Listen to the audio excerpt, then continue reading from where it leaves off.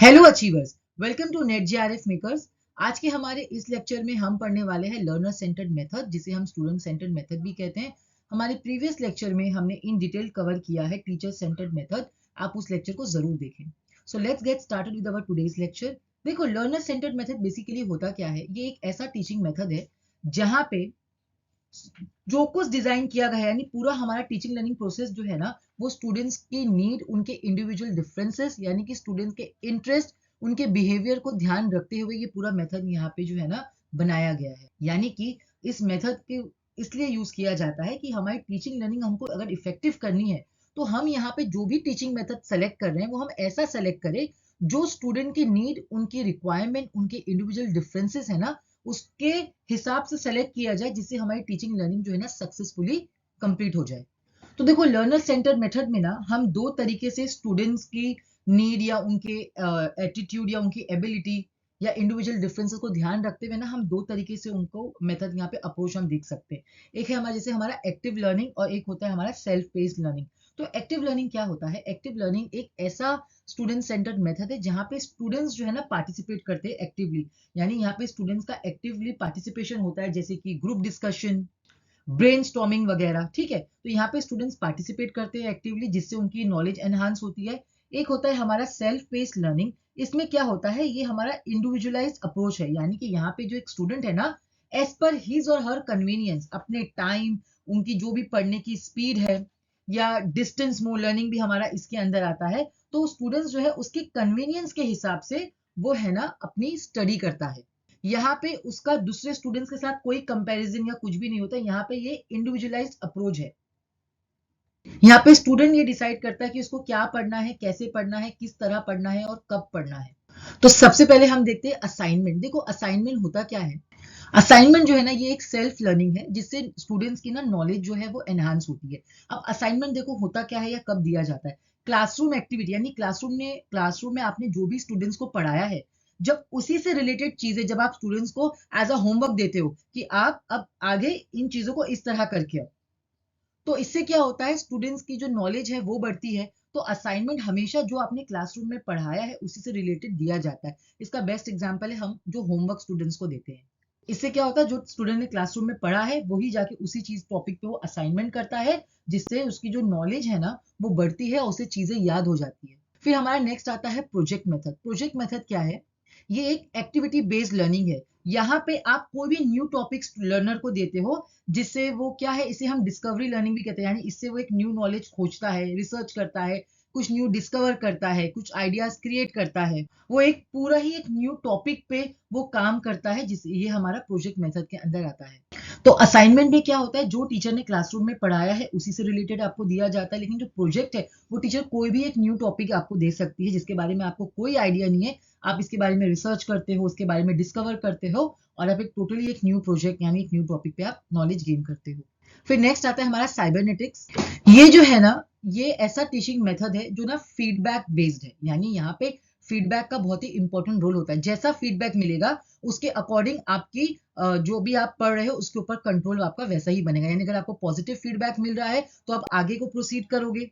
अगर आपका negative feedback आ रहा है तो आप उसी चीज को वापस से रेमेडियल स्टडी करोगे।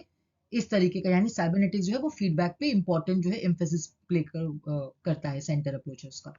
देखो, हमारा जो प्रोग्राम इंस्ट्रक्शन है ना, ये सीक्वेंस में जो है ना, यानी स्टेप वाइज ये बनाया जाता है। इसमें होता क्या है, देखो जो भी आपके टेक्स्ट मटेरियल्स है, यानी कि जो भी आपने पढ़ा हुआ है, अब इसे यहाँ पे ना ब्रेक किया जाता है छोटे छोटे स्टेप्स में या सीक्वेंस में। और अब आप जैसे ही जैसे एक एक स्टेप्स क्लियर करते जाओगे, आप नेक्स्ट स्टेप की तरफ आप पहुंचते जाओगे। फॉर एग्जाम्पल, आपके हर लेसन के बाद आपको फिल इन द ब्लैंक्स दिया जाता है, एमसीक्यूज दिया जाता है ना, हर लेसन कंप्लीट करने के बाद, जिससे आपको ये पता चलता है कि आपने जो भी चीजें पढ़ी है, आपको ये टेस्ट लगाने के बाद या ये क्वेश्चंस लगाने के बाद ये पता लगता है कि हाँ हमारी कितनी लर्निंग हुई है। तो प्रोग्राम इंस्ट्रक्शन देखो, ये दो टाइप्स में, एक होता है लीनियर प्रोग्रामिंग इंस्ट्रक्शन जो हमें स्किनर ने दिया है, एक होता है ब्रांचिंग प्रोग्रामिंग इंस्ट्रक्शन जो हमें नॉर्मन क्रॉडर ने। तो लीनियर प्रोग्रामिंग इंस्ट्रक्शन के अंदर हमारे जो फिल इन द ब्लैंक्स आते हैं, जो सीक्वेंस वाइज दिए रहते हैं, जैसे आप question number 1 fill in the blanks का जब आप वो कर लोगे तो आप सेकंड क्वेश्चन पे आओगे, वो आप फिल इन द ब्लैंक्स कर लोगे तो आप थर्ड क्वेश्चन पे आओगे। तो ये हमारा लीनियर प्रोग्रामिंग इंस्ट्रक्शन पे आता है। हमारा ब्रांचिंग प्रोग्रामिंग इंस्ट्रक्शन के अंदर क्या होता है, यहाँ पे आपको एमसीक्यूज दिए जाते हैं। यहाँ पे आपको एमसीक्यूज दिए जाते हैं। जैसे आपने एक एमसीक्यूज किया, अगर आपने राइट आंसर दिया तो आपको नेक्स्ट क्वेश्चन पे आप आओगे। इनकेस अगर आपने रॉन्ग आंसर दिया है तो वहां पे आपको आंसर बताया जाता है कि why your answer is wrong and what is the correct answer. तो ये भी हमारा एक फीडबैक मेथड है। इस इंस्ट्रक्शन से हमको इमीडिएट फीडबैक मिलता है और ये एक रीएनफोर्समेंट यानी एक मोटिवेशन का भी बहुत इंपॉर्टेंट रोल प्ले करता है स्टूडेंट्स में। नेक्स्ट आता है हमारा पर्सनलाइज सिस्टम इंस्ट्रक्शन, जिसे हम कैलर प्लान भी कहते हैं।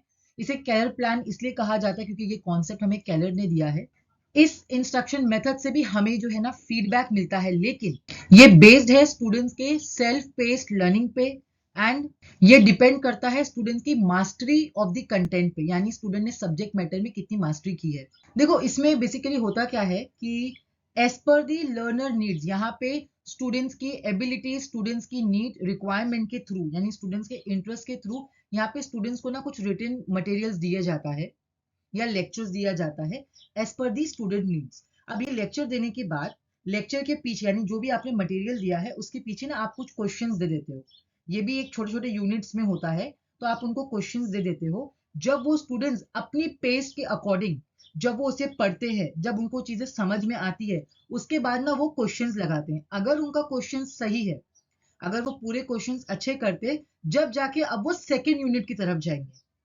ठीक है, फिर same goes with the second unit. वहां पे पूरा उनको कंटेंट समझना है, वो अपनी पेस के हिसाब से, अपने इंटरेस्ट के हिसाब से वो टॉपिक्स को पढ़ेंगे, उनको समझेंगे। फिर at the end of the unit जो भी क्वेश्चंस दिया है, जब उन क्वेश्चंस को वो सॉल्व कर पाएंगे कंप्लीटली, देन वो थर्ड यूनिट की तरफ प्रोसीड करेंगे। तो ये यहाँ पे मास्टरी ऑफ कंटेंट के बारे में क्यों बात करता है, क्योंकि यहाँ पे जो भी आपको कंटेंट या मटेरियल्स दिया जाता है वो स्टूडेंट्स के नीड के हिसाब से, स्टूडेंट्स के इंटरेस्ट के हिसाब से दिया जाता है, उनके इंडिविजुअल डिफरेंसेस को ध्यान रखते हुए दिया जाता है। और ये स्टूडेंट्स अपनी पेस में यानी अपने अकॉर्डिंग, वो अपने कन्वीनियंस के हिसाब से as per his time and speed वो पढ़ता है। देन फिर वो इनके टेस्ट देता है जो यूनिट्स के पीछे लगे हुए क्वेश्चंस होते हैं, उसके बाद वो नेक्स्ट यूनिट की तरफ प्रोसीड करता है। इसके अंदर हमारे जो प्रिंटेड मटेरियल्स आते हैं ना, जैसे प्रिंटेड स्टडी गाइड्स या फिर जो भी हैंडआउट्स वगैरह जो टीचर्स देती हैं स्टूडेंट्स को, ये सब इसके अंदर आता है। उसके बाद नेक्स्ट आता है हमारा कंप्यूटर असिस्टेड लर्निंग। देखो कंप्यूटर असिस्टेड लर्निंग क्या होता है, कोई भी लर्निंग जिसमें आपको कंप्यूटर हेल्प करती है, यानी जो भी लर्निंग आप टेक्नोलॉजी के थ्रू करते हो वो हमारी कंप्यूटर असिस्टेड लर्निंग में आती है। इसके अंदर आप लैपटॉप के जरिए, कंप्यूटर के थ्रू, मोबाइल फोन्स के थ्रू, कोई भी इलेक्ट्रॉनिक डिवाइस के थ्रू आप जो स्टडी आप करते हो वो हमारी कंप्यूटर असिस्टेड लर्निंग में आती है। इसमें आप गेम के थ्रू भी पढ़ सकते हो, आप इसमें ट्यूटोरियल, जैसे यूट्यूब पे ट्यूटोरियल्स आते हैं, है ना, या ब्लॉग्स वगैरह के थ्रू आप इंटरनेट पर सर्च करके भी इसमें से आप पढ़ सकते हो। ऑनलाइन कोर्सेज हमारे इसके अंदर आते हैं। तो ये होता है हमारा computer assisted learning. Next is differentiated instruction. देखो इस डिफरेंशिएटेड इंस्ट्रक्शन में क्या होता है, अभी एक क्लासरूम है, ठीक है, क्लासरूम में डिफरेंट टाइप्स ऑफ स्टूडेंट्स होते हैं, तो टीचर को एक ऐसा मेथड ऑफ टीचिंग यहाँ पे सेलेक्ट करना होता है। टीचर यहाँ पे कोई भी कॉन्सेप्ट इस तरीके से पढ़ाती है सब स्टूडेंट्स के डिफरेंसेस को ध्यान रखते हुए। अब यहाँ पे टीचर क्या कर सकती है, टीचर यहाँ पे स्टूडेंट्स को उनके जो एबिलिटी या उनके इंटरेस्ट के अकॉर्डिंग उनको कोई असाइनमेंट दे देगी, या फिर यहाँ पे टीचर ऐसा मेथड ऑफ टीचिंग यूज करेगी जो हर लेवल ऑफ स्टूडेंट्स को समझ में आए। या फिर जो स्टूडेंट्स जो बहुत कमजोर है, बहुत वीक है, तो टीचर क्या करेगी, उन स्टूडेंट्स का ग्रुप बना देगी और एज पर दी नीड, यानी जो भी उस स्टूडेंट्स की नीड है या उनकी रिक्वायरमेंट है उसके अकॉर्डिंग यहाँ पे उनको वो टीच करेंगी ताकि स्टूडेंट्स को चीजें समझ में आए।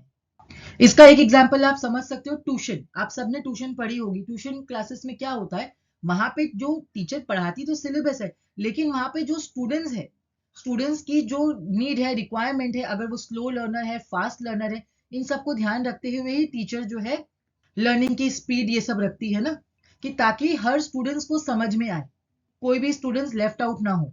लास्ट है हमारा ओपन लर्निंग। ओपन लर्निंग क्या होता है, इसका बेस्ट एग्जांपल है हमारा डिस्टेंस एजुकेशन। यानी कि आप इसके अंदर हमारे ऑनलाइन कोर्सेज भी आते हैं, आप जो भी स्टडी डिस्टेंस मोड के थ्रू करते हो या इनफॉर्मल करते हो, आप इनफॉर्मल लर्निंग जो है उसका लेक्चर हमने इस चैनल पे है, आप उसे जरूर देखो, आपको वहां पे क्लियर हो जाएगा। तो ओपन लर्निंग में क्या होता है कि स्टूडेंट्स को स्टडी मटेरियल्स मिल जाते हैं, उनको रिकॉर्डेड वीडियोस मिल जाते हैं, तो as per the convenience of the students जब चाहे वो स्टडी मटेरियल्स निकाल के पढ़ सकते हैं, वो वीडियो लेक्चर्स देख सकते हैं, है ना, ऑनलाइन कोर्स में जो एनरोलमेंट किया है वो कोर्सेज देख सकते हैं। तो यहाँ पे सब कुछ स्टूडेंट्स की नीड, उनके टाइम के हिसाब से, यानी पूरा फ्लेक्सिबल मोड ऑफ लर्निंग होता है ओपन लर्निंग।